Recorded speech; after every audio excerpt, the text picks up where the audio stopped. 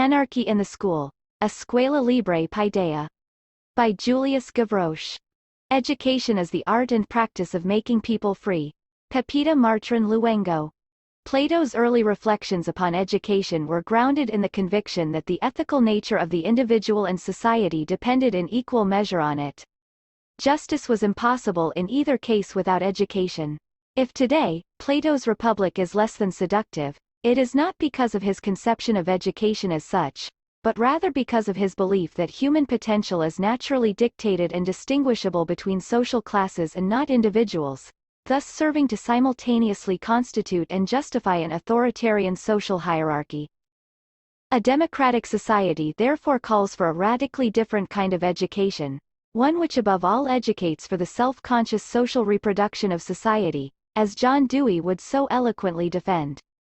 Democracy for Dewey in this instance was not a formal or legal organization of political power, but a way of being in the world, or again, like Plato, an ethics of an internal plurality of shared interests within a group and plural relations with others outside the group.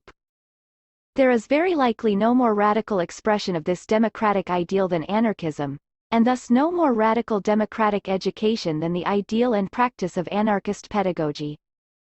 Instead of here elaborating a theoretical evaluation of anarchist schooling, it is rather a specific example of such a school that we share, the example of the Escuela Libre Paideia, founded in Mérida, Spain, in 1978. Paideia strikingly exemplifies a number of different, but interrelated ideas. Its long and rich history, as an anarchist school, testifies to the remarkable dedication of those involved with it. The school is first and foremost a political project, an intervention in capitalist society, with the ambition of contributing to its radical overthrow. This is not of course done through some crude ideological catechism. A collective, free and equal community is by nature anti-capitalist, and what Paideia accomplishes with the children that join and participate in it is teaching, through the practice of self-management, the virtues of cooperative life, virtues that should serve them well when they confront the world beyond. And in the best of scenarios, they may even be led to also challenge the violence of capitalist society. The school of anarchy should be a social space where in an experimental and lived manner the fundamental principles of anarchism are introduced, in a non-violent way, against the reigning principles of the authoritarian, patriarchal, competitive, violent, privileged, consumer, democratic, ordered, efficient and technologically specialized society. Josefa Martín Luengo, La Escuela de la Anarquía, p. 26. In the words of the same author, anarchist pedagogy is an education against maternal-paternal dependence, private property, authority, egoism, competition and class hierarchy, violence, power and inequality, consumption, and the fictional security that comes with the fetishization of these norms and structures. Paideia works in what John Holloway might call a crack of capitalism, in this way weakening it, however modestly. What is equally evident however is how fragile such a project is. Not only has its survival in part been dependent on a degree of blindness from the authorities, it also requires a broader community of affinity to make itself sustainable. That is, without parents who share some of the ideals of the school and without the generosity of those who work there, Paideia is not financially autonomous. Paideia would not be. To whatever degree such projects succeed then, their success is very much conditional on being part of larger collectivities, communities. Alone, and with few individuals, they are short-lived as experiments. As with radical production or consumer cooperatives, their revolutionary potential rests on at least an ideological commitment to anti-capitalism and the possibility of establishing ever broader relations with other collectivities working towards creating the same ideals. Libertarian pedagogy. Libertarian pedagogy is a different way of conceiving of education from what we are accustomed to. By education we understand assimilation by some of the persons of society, of the values and behavior that govern its functioning. Accordingly, societies and their models of functioning depend on education to perpetuate themselves in time.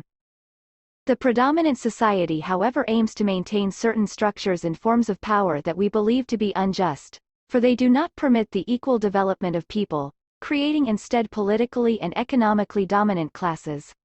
This authoritarianism the society manifests through education, in the creation of dependent, authoritarian and competitive persons who accept the injustices of the system as something natural to humanity, thereby integrating them in a system without solidarity and that maintains inequalities, violence, conflicts and exploitation. We seek a global transformation of society. For this purpose, we must change many of the values of the current society by means of an education that seeks mutual aid, solidarity, freedom, equality, collective ethics, dignity and responsibility, that is, the happiness and well-being of the human being. The whole of society plays a role in education. Therefore we must not remain alone in the transformation of the school, as the principal school is life itself. We do not have to center ourselves exclusively on one specific age, that of childhood, to introduce these ideas. It is however the most important age to introduce values, when the society, the family, power, communications media have not yet negatively influenced ours. But this education should rather be a way of always functioning in our lives. Anarchism endeavors to create a just, participatory and solidarity-based society, and for this reason its pedagogical ideas are in accordance with these ideals. Libertarian pedagogy must be understood as part of a larger social movement. Education aims to reproduce the social and cultural relations generated by the capitalist system. Based on the principles of discipline and authority, persons since childhood are habituated to think and act as is convenient for the reigning system. The principles, which to a greater or lesser degree, determine libertarian education, are freedom of the individual, but collective freedom, that is, a freedom which takes into consideration others and from the perspective of the responsibility of living in a group. Against authority, no one commands anyone else. Everything is done through assumed compromises and collective, open and sincere decisions. The autonomy of the individual, against given and hierarchical dependencies. Each individual has rights and obligations voluntarily assumed, collective responsibility and respect. Persons confront their own problems, develop their own convictions and reasoning. Play as a means to know. By means of play, it is easier to develop solidarity and collective work, socialization, and a positive, joyful and sincere atmosphere. Social and co-education of the sexes. Education is equal and combined, without discrimination for any reason of gender or socio-economic status. To further exemplify, however, we will explain some of the concrete forms of functioning that permit the realization of these ideals in their day-to-day development in something stable and assumed by everyone involved. To create free and self-managed persons, it is necessary that each individual decide, choose and deal with that which interests her, him, without the need for orders from anyone, being conscious of one's own limitations, that each person elects what, how, when and where they wish to work on the concepts, the activities and the attitudes necessary for their education.